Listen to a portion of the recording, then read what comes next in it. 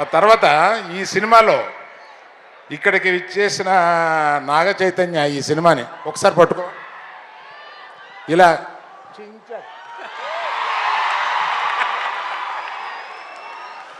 ఈ సినిమాలో అంటే ఇంత ఎర్లీగా చెప్పడం కొంచెం ధైర్యమే, ఆ సాహసం చేసి చెప్తున్నాను. His best performance in his career.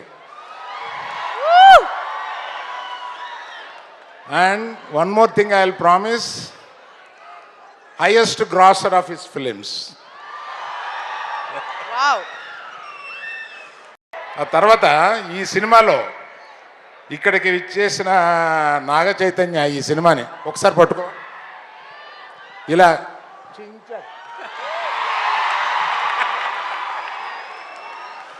ఈ సినిమాలో అంటే ఇంత ఎర్లీగా చెప్పడం కొంచెం ధైర్యమే,